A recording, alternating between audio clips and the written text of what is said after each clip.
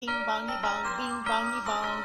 This is Joe, the bearded historian. He'll tell you an interesting story. Be careful of his soldiers, they can be brats. This is Angel, she's an entity. She'll cause chaos and plant her hands at you. This is Sue, she likes spirits, not the alcohol. She's the reason this channel exists. This is David, he likes fire trucks. He's here occasionally. Bing bongy bong, bing bongy bong, bing bongy bong. We preserve his story. It is Wednesday. No. Yes, it's Wednesday. And Joe's chosen to talk a little bit more about excuse me, Market Garden. He covered a little bit of that in the very first couple of Wayback Wednesdays, so if you didn't catch that, check that out. In the meantime, we've got a job race, which kind of looks like the Minions dressed up, except for this one in the picture screen. You'll see what I mean in a minute. Before that, we gotta do a special thing. Are you ready? Here we go. Shout out time. Here's a shout out just for you. You support me, so I support you. This shout out is for our friends. Let's see who it is today. What I mean? He's green. Okay, just put him here.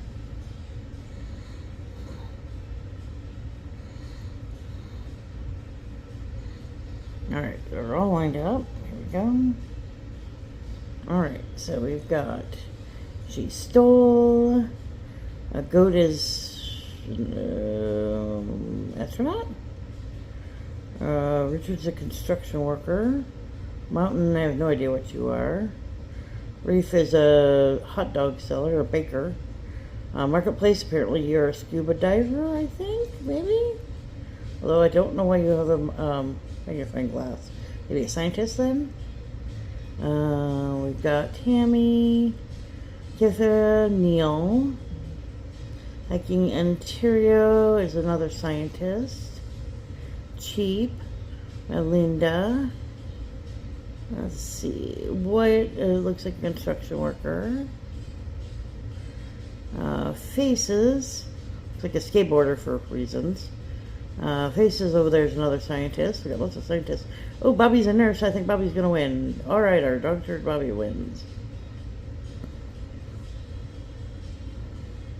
Alright, this is Bobby. Changes have occurred. Hope you are all toughing it out with me, getting back into swing of things. Back to gaming and hoping to finish some old games and new, doing some pack rips and food videos. So semi-random. We get some doggos here. Here's a food one, and Pokemon Go, which is fun. I like Pokemon Go. Minecraft. And we got some cards here. And she hasn't been alive in a while, but she does have some really good videos here with the gaming world, so check her out, like, share, comment, have a good day. Alright, historian, tell us something. Well, I'm going to take and do a little snapshot. We talked about this a little bit in the past. This is the 80th anniversary of Operation Market Garden, but the primary thing that I was looking at, and I got some more extra information on, was not only the Battle of Arnhem, but the follow-up areas, both between Arnhem and Nijmegen, and then a little effort known as Operation Pegasus. I thought I'd share a bit about that. Now, if you go all the way back to September the 4th, 1944, there was an event which was commonly referred to as Mad Tuesday. Basically what happened is that the town of Antwerp was captured. It's a big harbor, and the Germans, who had been routed across northern France and part of Belgium, were pretty much scattered. They were running in different directions. They were trying to get out of France. They were, trying to find some way to organize. Well, the Nazis, in their effort, were able to bring in a couple of key commanders. One was Model and von Rundstedt, and they were able to start organizing some small divisions in places to organize defenses. One, a rather large one, was the 15th Infantry, set up and was basically blocking the harbor out to the North Sea. The only thing is that this force here would also become kind of critical with an operation that the British and Americans were looking at. Now, when we talk about Operation Market Garden, obviously there is the three airborne forces. There was the group of the 101st, the 82nd, and the British 1st, and they were dropped in key areas of Eindhoven, Nijmegen, and Arnhem. The British 1st landed in Arnhem. Now, the key factors that came into Arnhem that a lot of people did know as far as, intelligence and surveillance, they also had a problem trusting the Belgian underground, was that 2nd Panzer Division was moved back into Arnhem kind of as a rest and refit. Everybody was expecting Patton to do something creative. Everybody was kind of scared of the guy. Who wouldn't be?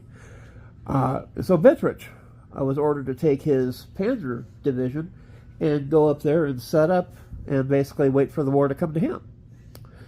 Well, as operations started being laid out for Market Garden, they were looking at drop zones in some of these places. And Arnhem, for the lack of a better word, does not have a lot of locations for airborne troops to come in at, either in gliders or parachuting in. One of the sites was over 8 miles away, which meant if you're going to make it to the bridge, you were going to be able to do a lot of hiking after you land. The other problem that they ran into was that the original idea with Arnhem was that there were 3 bridges.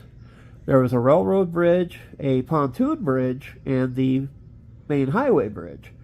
From what I understand, Frost and his men almost got to the railroad bridge when it got blown up.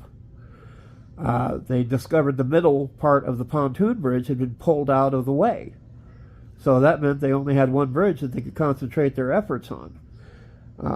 When they set up plans of attack, a lot of them followed a particular highway along the Rhine River, and it would get them down to the bridge. The biggest problem is that almost right away, the Germans started tightening their grip in Arnhem. They were cutting off access routes through and across. A lot of the British 1st got stuck over in Oosterbeek, which is a good 3 to 4 miles outside of town. They were able to set up defenses, make some lines to keep the Germans from overrunning them. The other problem that they ran into, though, was that as the time progressed and more German forces started to flow into the area, their resupply zones, their drop zones, got overrun by the Germans. There was one time that they were supposed to have dropped 80 tons of supplies, and only 16 got picked up by the British, which meant their ammunition, their medication, and food supplies were all going to the Germans. It's kind of interesting to see a German commander hand a British officer a chocolate bar. Oops. Sounds good to me. Yeah. Well, all this started, Operation Market Garden started on the 17th. Now, by the 20th, basically the Germans had driven a wedge between the bridge and Oosterbeek. And the problem is that the bridge was, I will just say it was a valiant effort. I mean, Colonel Frost and his men, even Frost got injured, and eventually they settled for a 2-hour ceasefire so they could move the wounded out. By that time, on the 20th, there was a good 75% of that division was out of action. Whether they were dead, whether they'd been captured, whether they were wounded, they were moved out. They were low on ammunition. Some of the guys were still fighting with knives. The Germans, meanwhile, they were running up and over across on the bridge with tanks, shooting at the houses at point-blank range. Fun. Not good, Houston. Twice they wound up relieving a commander because, well, Frost got injured. And then the next guy that came into line was captured. But it just, it was kind of a slow, progressive falling out. Frederick Gough took over as commander when Frost left, and while leading a regiment group in withdrawal from the bridge towards Oosterbeek, joining with the rest of the 1st Division, Major Hibbert was captured. Now, as these pockets of resistance were slowly destroyed, permitting reinforcements to cross the bridge and units further south. Now, Nijmegen was recaptured. They took the bridge, and one of the arguments that they've had was that at Nijmegen is that they had to stop for ground support, infantry, to make this advance up the highway. I can kind of understand that. The whole island highway system was a very, the best way you could say it is that whoever designed the idea of sending tanks up a single lane highway and not expecting a bottleneck, this person should never drive in a highway. 30 Corps was trying to send up tanks one time. They were trying to send up boats another time. A truck would get hit by a mine. They would get, strafed by fighters. It was just a kind of a horrible, error-prone idea. For some reason, they still thought it was going to work. And it's one of the things that's crazy is that it almost did. But the problem is that for all the bridges that they captured and all the miles they went up this highway, they didn't get to the Arnhem Bridge in time. By early that Thursday morning, almost the entire British troop group was taken capture. They said the last radio message broadcast from the bridge, "Out of ammo, God save the king," was only heard by German radio intercept operators. Now, the initial drop, 1st Airborne Division, was 10,000 strong and was basically told they'd only need to hold the bridge for 2 days. Now, 740 people had held that bridge for twice as long against far heavier opposition than anticipated. When they originally put this blueprint together, they thought that they would be fighting old men, kids, and scattered German units. Might have been true back on the 4th of September. But here near the end of September, these were full divisions with fully armed German soldiers trying to hold the front line. Now, by the time the units that had participated in the fighting reported 50% casualties after the battle, one point of irony, the bridge at Arnhem is now known as the John Frost Bridge. Now, further west, the remnants of the 1st Airborne Division were gathering at Oosterbeek for a last stand. There was belief for a while that if they could swing the 30 Corps into the back area, they could possibly connect up at maybe Driel and start smuggling units across there, or put up another Bailey Bridge. Big problem is that it's the Rhine, and at that time it was running really high. So that was an idea that was already coming into issues. And then further east, they had the 1st, 3rd, and 11th Parachute Battalions and the 2nd South Staffordshires organizing into defensive positions, and in desperate fighting later in the day, they would repulse an enemy attack which threatened to cut the division off from the Rhine. And if the Germans were able to do that, it would not be pretty. Van Titu was one of the divisions that was up there, and they were pretty much at full strength. And if you're an airborne infantryman, you're not dealing with a lot of ammunition, and like we were saying, is a lot of the supplies that they were supposed to be getting, they just weren't able to get those drops, either for air reasons or the weather was really bad. I guess they said 7 out of 8 days, the weather was bad enough to the point. The 22nd and 23rd, they completely scratched air operations, which had to be frustrating. In the woods to the west of Oosterbeek, 4th Parachute Brigade fought its way towards the divisional perimeter, but then was attacked by German troops supported by artillery, mortars, and tanks. Some were mounted with flamethrowers. The brigade had many casualties, and 10th Battalion reached Oosterbeek with only 60 men left. In the rear, the 156th Parachute Battalion fought off numerous enemy attacks before counterattacking. The Germans did not know who they were fighting. Were fighting men who were in full retreat. The battalion, down to 150 men, mounted a bayonet charge to capture a hollow in the ground in the woods where they were pinned down by enemy attacks for the next 8 hours. Towards the end of the day, 75 men fixed bayonets, broke through the German lines, and retreated into the Allied pocket at Oosterbeek. Now, one of the biggest problems that they had, and this goes back down to Nijmegen, was that the 82nd, who were in charge of taking the bridge, did not drop on both sides of the Nijmegen bridge. They only dropped on the south side of the Wall River.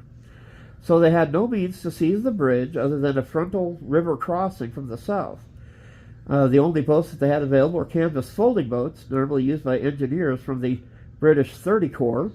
These boats, described at the time as Bailey boats, didn't arrive until the afternoon, and with time running short, daylight crossing was ordered. Well, about 1500 on D+4, the 504th PIR began the river assault with members of 3rd Battalion, commanded by Major Julian Cook, were rowed across the wall by members of Company C, the 307th Engineer Battalion, and 26 boats. A shortage of paddles required some of the troops to paddle the craft with their rifle butts.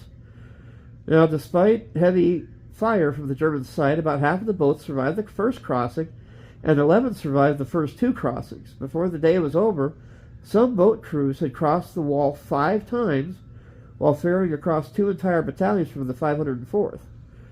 This costly attack was later nicknamed the Little Omaha in reference to Omaha Beach. 200 paratroopers were killed, while the German losses exceeded 267. Now, the paratroopers had proceeded through the village of Lent towards the north end of the bridge, and as German forces withdrew from the north end, tanks of the Irish Guards began crossing the bridge from the south, supported by elements of the 505th. The Irish Guards tanks linked up with the 504th 1 kilometer north of the bridge in Lent. Now, a perception is that those subsequent advances by 30 Corps was unreasonably slow has remained controversial.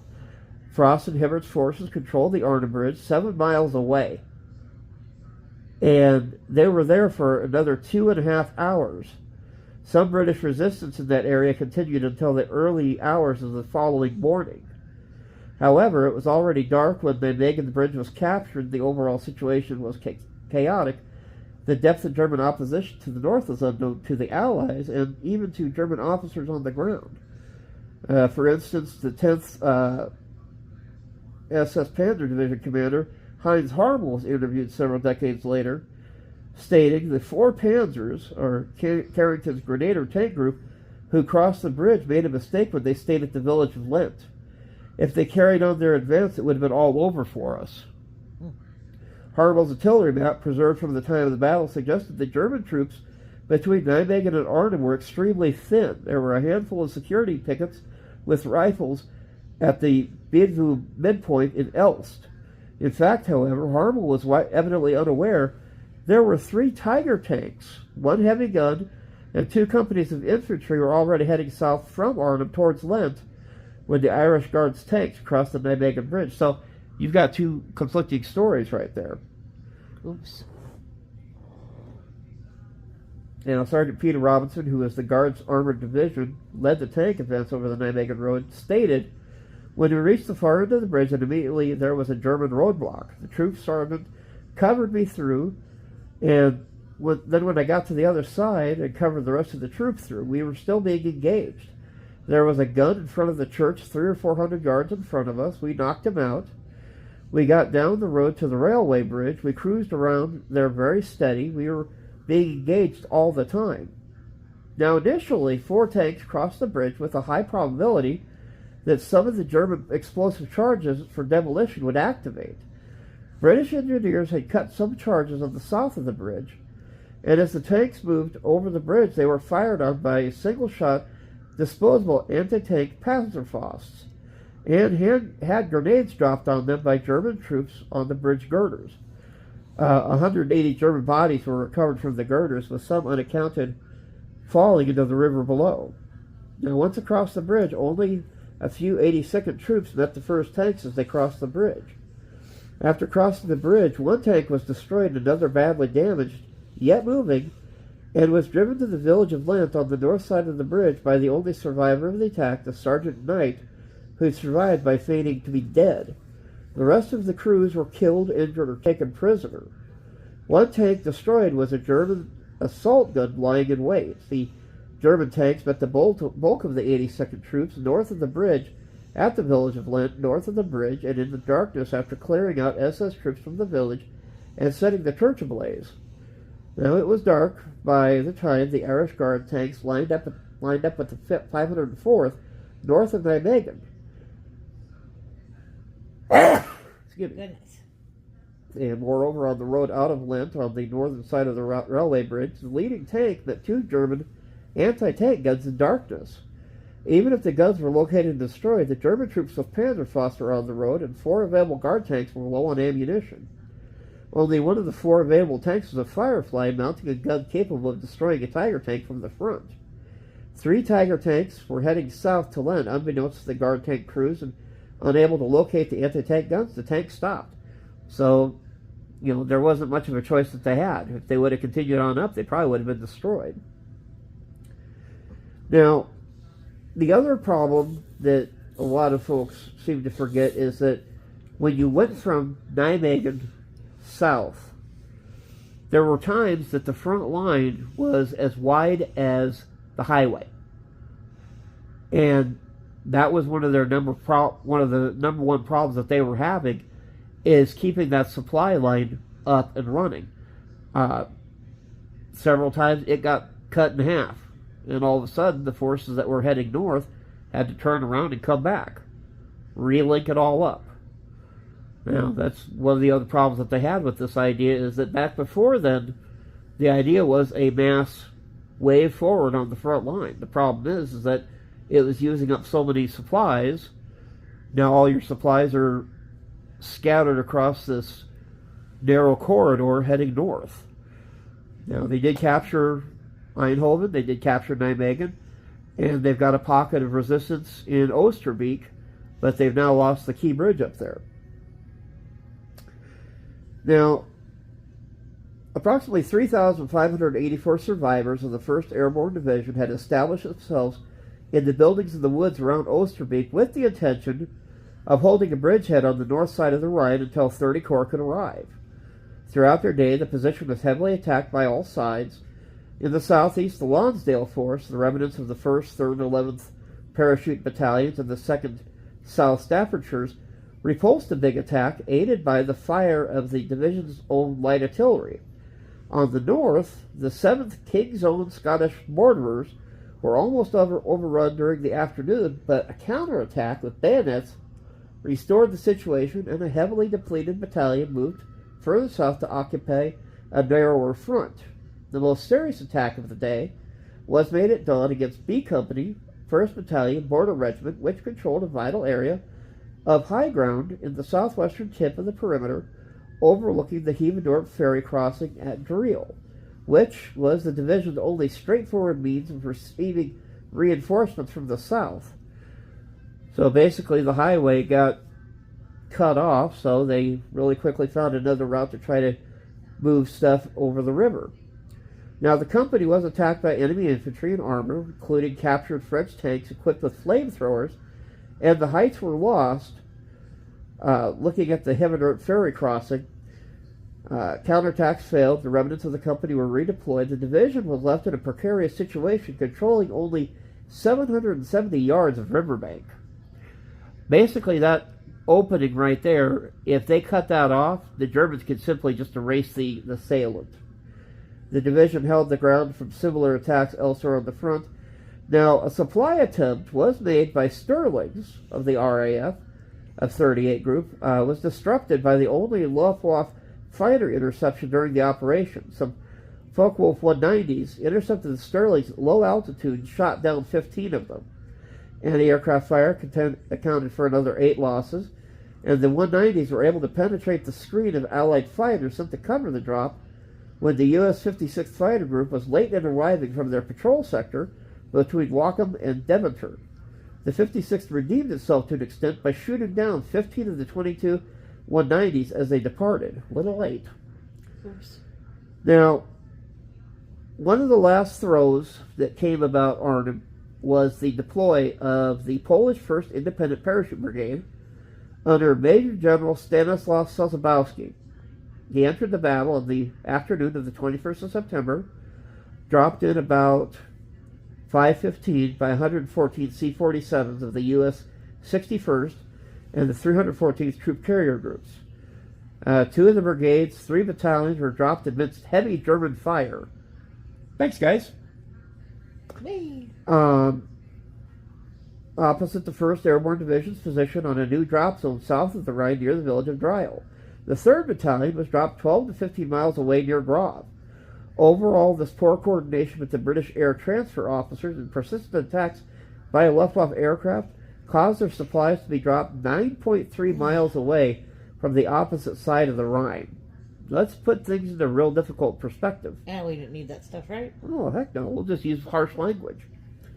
Intending to use the Harbor Drop Ferry to reinforce the division, they discovered the opposite bank was dominated by the enemy and that the ferry was missing. We discovered that on the first day. It was later found downstream past the road bridge, completely unserviceable. Unable to help the British, the Polish withdrew to Driel for the night and organized a defense there with the Rhine behind their backs and German units increasing in strength around them. The brigade had lost 25% of its fighting strength, amounting to 590 casualties. Several attempts to cross the Rhine on an improvised equipment were only partially successful due to heavy German fire and the inability of 1st Airborne to secure the landing area on the Rhine's northern bank. So they were basically fighting for their lives, and the Poles were trying to help them. Now, the 1st Airborne Division did make radio contact during the day with the guns of the 64th Medium Regiment of 30 Corps Artillery, which had advanced with the ground forces and were assigned to the division for support. Unlike many orders, this radio link worked throughout the battle, and the regiment provided valuable fire support to the division. So they were still trying to help out in a really bad situation. Now, the big point that they were coming to is that, as they called it, Black Friday, September the 22nd, the Germans, having, wary after an unsuccessful and costly attacks the previous day, shelled and mortared the airborne positions heavily. By the end of the battle, some 110 guns had been brought to Oosterbeek as the Germans shifted from tactics that worked so well at Arnhem. Attacks were limited, conducted against specific positions and even individual houses. Numerous well-sighted British anti-tank guns also caused German reluctance to attack. The survivors of the 1st Airborne were outnumbered 4-1. The Polish 1st Parachute Brigade at Driel, unable to cross the Rhine, nevertheless faced a redeployment of German forces. Fearing a Polish attempt to recapture the Arnhem Bridge, or worse, an attempt to cut the road to the south and to trap the 10th SS Panzer Division then blocking the route, the German Armored Division to Arnhem, the Germans withdrew 2,400 troops from Oosterbeek. They were moved south of the river to engage the Polish paratroopers at Driel, making attacks to little effect throughout the day. Now, the British 43rd Wessex Division had moved up in order to relieve the Guards Armored Division. Elements of the 43rd took Osterhout from the Germans on the 22nd of September, then gained Ubbensen and Duedward the following day, but they were unable to push the front line any further, kind of expanding the pocket as they could. Now, as fog lifted, the leading elements of the 43rd Division attempted to advance to Driel, exposing them to German fire. While passing the outskirts of Elst at the De Hoop crossroads, the 5th Duke of Cornwall's Light Infantry came across a column of Tiger I tanks of Sure Panzer Company's Hummel. The Cornwalls set up an ambush and succeeded in knocking out 5 Tigers using a combined use of mines and Piats. They arrived in Driel during the evening. Now, lacking assault craft, and an unsuccessful attempt was made to cross the night to put elements of the Polish brigade across the river. British and Polish engineers on both sides of the river had worked through the day to improvise a crossing using small boats linked by signal cables, but the cable kept breaking, forcing the Polish troops to slowly row across against the strong current. The attempt was made under enemy observation and fire, and only 52 soldiers survived the crossing before a halt was called at dawn. They got to come up with a better way. What? Now, with much of the corridor firmly in Allied hands, German counterattacks were still being mounted along its length. During the previous night, 2 mixed armored formations on either side of Highway 69 attacked between Wiegel and Grave. One group managed to cut the highway and prevent any further advance to Arnhem. On the 23rd, the Germans had figured out what the Poles were attempting to do, so they spent the rest of the day trying to cut off the British in their northern bridgehead from the riverside. The British managed to hold on, and both sides suffered heavy losses. The Germans also attacked the Poles on the south side in order to tie them down, but several tanks arrived from 30 Corps, and the German attack was defeated. Now, boats and engineers from the Canadian Army also arrived that day, and another river crossing that night landed 150 troops of the Polish 3rd Parachute Battalion on the north bank of the Rhine. Now, to the south, several more German attacks from their position astride the road were stopped, but the road was still cut. 30 Corps was then sent a unit of Guards Armored Divisions 12 miles south and retook the road. The rest of the force to the north continued to wait for infantry to move up, still only a few kilometers south of Arnhem. The 325th GIR were finally delivered to reinforce the 82nd Airborne, originally planned for the 19th, and while it was immediately 75% effective, arrived far too late to affect the battle in that sector. Now, on the 24th, another German force cut the road to the south of Wiegel, setting up defensive positions for the night. It was not clear to the Allies at this point how much of a danger this represented, but the principal objective of Operation Market Garden, the Allied crossing of the Rhine, was abandoned this day, and the decision was made to go over to the defensive with the new front line in Nijmegen. Nonetheless, an attempt was made Sunday night to reinforce the 1st Airborne Division with the 4th Battalion, the Dorchestershire Regiment. 2 companies were put across the river, but the location of the crossing point was ill-advised, and the Dorsets landed among German positions. You guys aren't English. What? Fragmented by their landing and immediately pinned down, the 315 men who crossed, only 75 reached Oosterbeek. The remainder were taken prisoner. As a result of this failure, it was decided to withdraw the 1st Airborne Division from its bridgehead on the northern side of the Rhine. Now, September the 25th, it's commonly referred to as what was called Operation Berlin. At the dawn, 1st Airborne Division received their orders to withdraw across the Rhine. This was called Operation Berlin. It could not be done until nightfall, and in the meantime, the division struggled to survive. In a departure from the cautious attritional tactics from the previous days, the Germans formed 2 potent SS battle groups and made a significant thrust along the narrow front in the eastern sector. This succeeded in breaking through a thin front line, and for a time the division was in peril. The attack was met with increasing resistance as it pushed deeper into the British lines, was finally broken up by a heavy bombardment from the 64th Medium Regiment. Now, employing every ruse to give the Germans an impression that positions were unchanged, 1st Airborne Division began its withdrawal at 10 p.m. British and Canadian engineers were ferried across the river, covered by a Polish 3rd Parachute Battalion on the north bank. By the next morning, they had managed to pull out 2,398 survivors, leaving 300 men to surrender on the north bank at first light when German fire prevented their rescue. Of approximately 10,600 men of 1st Airborne Division and other units who fought north of the Rhine, 1,485 had died and 6,414 were taken prisoner, of whom 1/3 were wounded. Interestingly enough, that's where we made the discovery that I haven't put the family tree together yet, but there was a Fred Budd, Lance Corporal, who was at Osterbeek. The fellow was involved in a total of 3 landings as a basically physician's assistant. And when the group of medics were taken captive at Osterbeek, they just, instead of moving them to a POW camp, they moved them to a military hospital. And in April of 1945, they were liberated as well. Now, to the south of the newly arrived 50th Northumbrian Infantry Divisions, attacking Germans holding the highway and secured it the next day, the Germans' bridgehead on the island at this time initially encompassed the villages Elden, Elst, Huissen, and Bemmel. Later, the latter considered the most important. Elst, however, was lost on the 25th of September after several days of bitter street fighting with troops from the 43rd Wessex.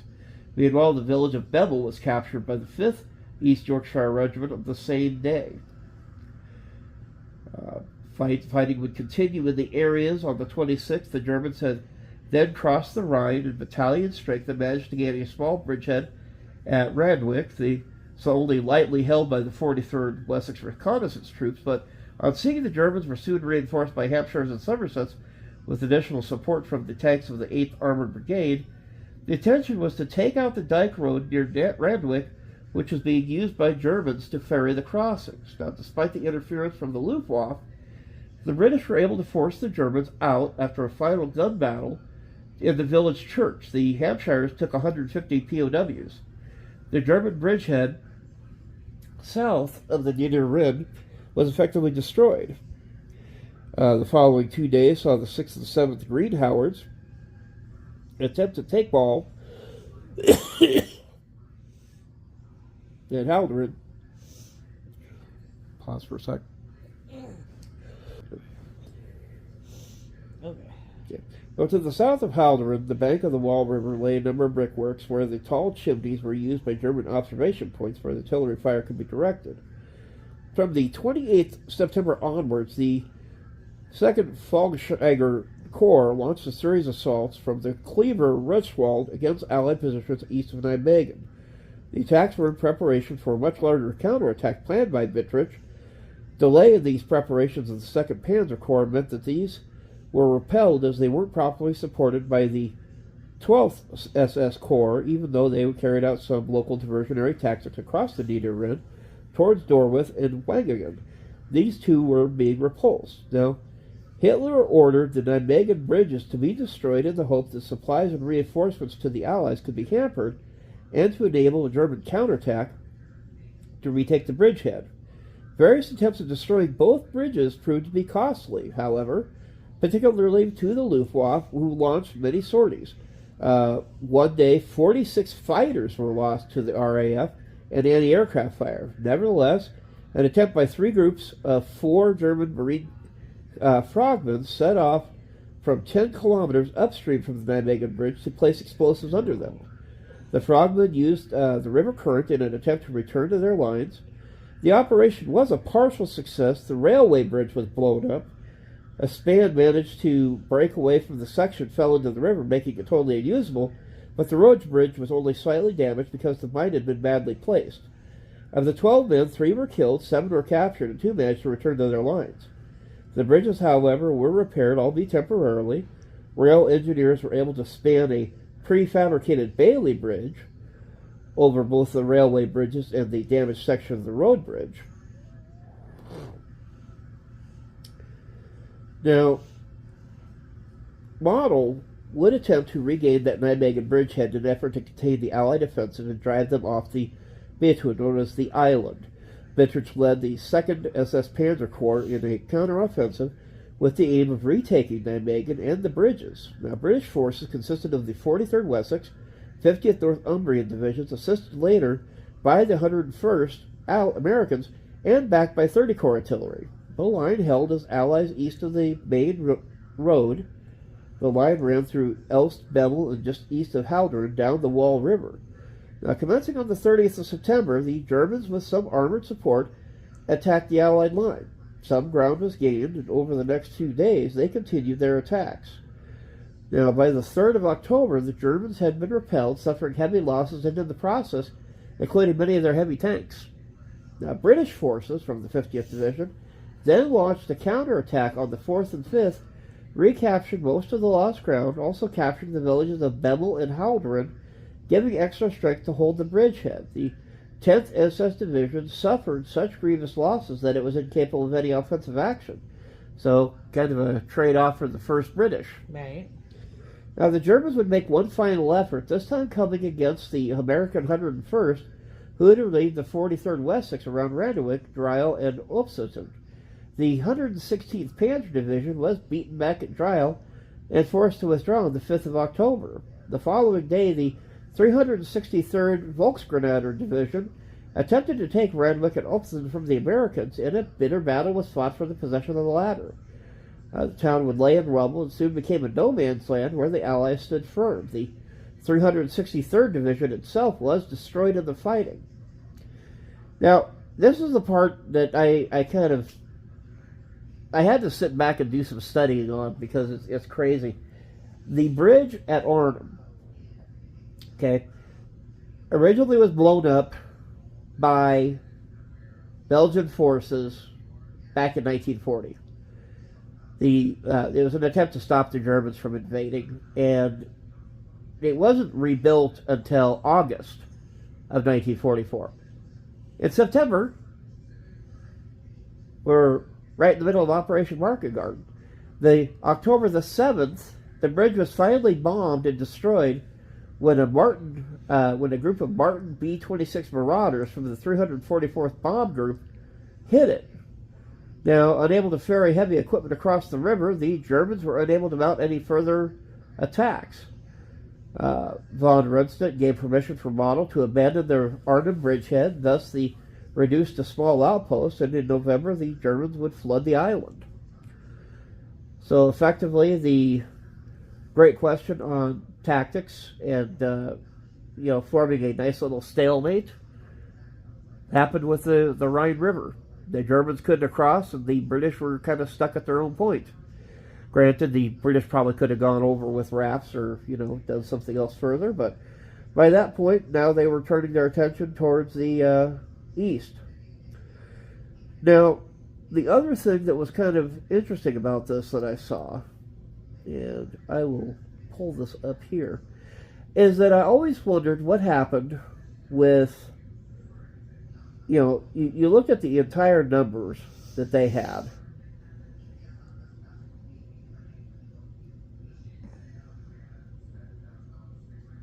Forces going across both ways.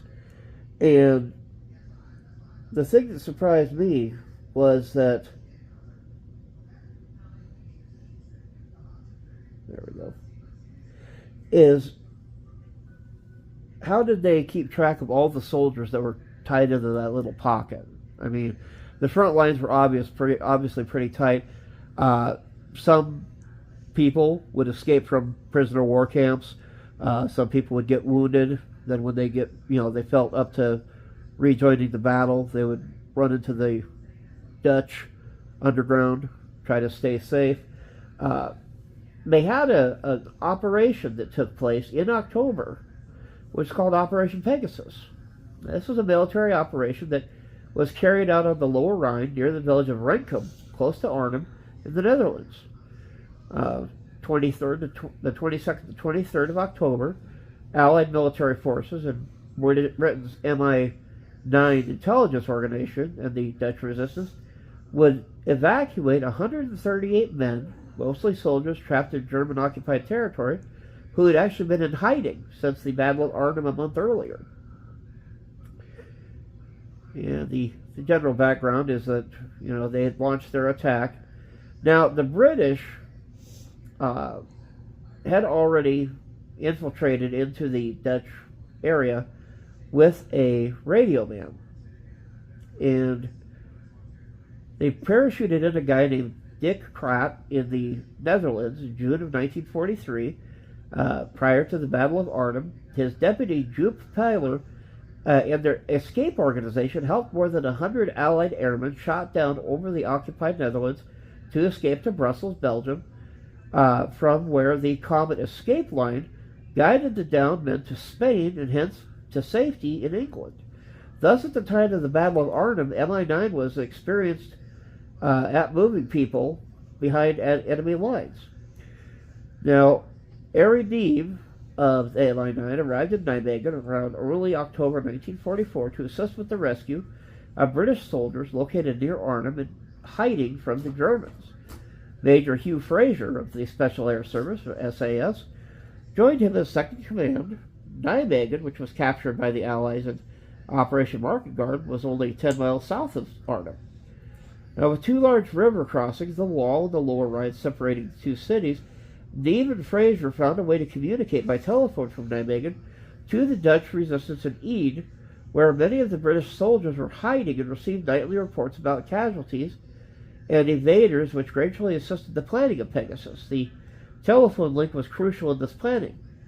Now, in a decision he later acknowledged as poor, Dieve sent Captain Peter Baker into German-controlled territory to contact the Dutch resistance, but Baker, who fancied himself as a secret agent, disobeyed orders and was captured on the 16th of October, disrupting the plans for the evacuation of the stranded soldiers. Baker survived as a prisoner of war, but the Emmons family, who sheltered him, were executed. Oops. Thanks, dude. The Dutch civilians who hid and gave shelter and food to the stranded soldiers ran a far greater risk than the soldiers. Captured soldiers would go to the prisoner of war camps, but Dutch civilians who helped were often executed. Well, and, yeah, charming way to, while we're occupying your country, we could also shoot you. The Germans were aware that the large number of British soldiers were hiding near Arnhem and were actively searching for them. Now, inside the German-controlled territory, Major Digby Tatum Warner had escaped a German hospital as early as the 21st of September and, having laid low for a week, came into contact with the Dutch resistance in the town of Eede.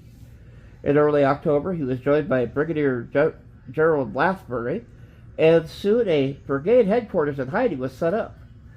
Tatum Warner made contact with Gilbert Sadi Kirschen of the Belgian SAS, who arranged supply drops of weapons, uniforms, and supplies for the growing number of British hiding in the area. Now, Piet Kruif, head of the local resistance, had been organizing the invaders into safe houses in Eede. Soon there were over 80 men in the town, and it was becoming so congested they began housing the men in Oost-Reems as well. By the time of the evacuation, an additional 40 men were there. At first, it was hoped that the Allied offensive would quickly resume, thus liberating the men. Tatum Warner even made plans to carry out operations against the Germans when the Second Army began crossing the Rhine. However, in October, Kirschen informed the resistance that there were no plans to attack north of the Lower Rhine in the near future, as the presence of so many Allied invaders would place civilians hiding in them at great risk. It was decided to evacuate the men as soon as possible. Well, the headquarters in hiding near Arnhem was in contact with Mi-9 and the Second Army in Nijmegen. The Lieutenant Colonel David Doby, commander of the 1st Battalion, was rowed across the Rhine by a young Dutchman on the 9th of the 16th and reached the Allied lines. Doby contacted 30 Corps and the 101st Airborne Division, who approved the proposed evacuation. Doby was appointed to lead the evacuation with Dieve and Fraser as his intelligence officers. They contacted Tatum Warner by telephone and drew up a plan they hoped that would allow all the men in hiding to escape. Doby would select a location along the river near Renkum to make the crossing of the Rhine, codenamed Digby. The Rhine was about 490 to 660 feet wide. A route to the river from the north were decided upon, and was arranged by men that would be met on the north bank by Royal Canadian Engineers and British Royal Engineers of the 30 Corps, escorted by men of the 506th 101st Airborne Division. To help guide the invaders across, crossing point would be marked by tracer fire from a Bofors gun. The American forces sent patrols north of the river and tracer fire over the river for several nights uh, of the river to disguise the actual purpose of the operation when it came. The date was set for the night of the 23rd and 24th of October. Now, the 20th, the Germans ordered residents of villages near Arnhem to leave their homes by the 22nd. Deciding to take advantage of this confusion this would cause, the date of the operation was brought forward to the night of the 22nd and 23rd. The Pegasus operation required the combined efforts of the MI9, the Dutch resistance, the British, and the American soldiers. The Dutch resistance was asked to collect some stranded soldiers from the hiding places and take them to a location near the village of Rankum, 3 miles west of Arnhem, on the German-controlled side of the Lower Rhine. From the south bank of the river, controlled by the Allies, the Royal Engineers of the British Army crossed the river in rowboats, accompanied by American paratroopers, who were there to provide combat support if needed. Neven Fraser of MI9 set up a command center in a farmhouse near Randwick to greet the invaders on the south bank of the Rhine as they had successfully crossed. Now, the German presence in the area was very heavy after the Arnhem fighting, and the men assembled at the location were only 1,600 feet from German machine gun nests. By dark, 139 men had assembled. They were mainly from the 1st Airborne, but there were also a 82nd Airborne Division trooper, a number of aircrew, some Dutch civilians, and some Russians wanting to join the Allies. Well done. The men were organized into platoons and at 9 p.m. began moving south towards the river. Tandem Warner recorded that the Germans were almost certainly aware of their presence, but perhaps unsure of their numbers and wary of American patrols, they kept some distance. There was one contact with the patrol and a brief exchange of fire, but no one was hurt. At midnight, the group reached the riverbank, moved across the crossing point indicated by the Bofors tracer fire. Once they were there, they flashed a V for victory signal with their torches, but there was an anxious wait of 20 minutes for the boats. In fact, on the south bank, Doby, the engineers, and a patrol of E Company observed the signal and immediately launched their boats, but the British were some 1,600 feet upriver of the crossing point.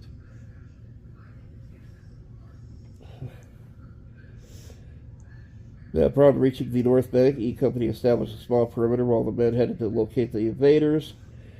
The men quickly moved downstream, and in the next 90 minutes, all of them would be evacuated. With the exception of the Russian, who was caught and arrested by the Germans. The Germans had opened fire sporadically, and some mortar rounds fell near the crossing, but the fire was inaccurate.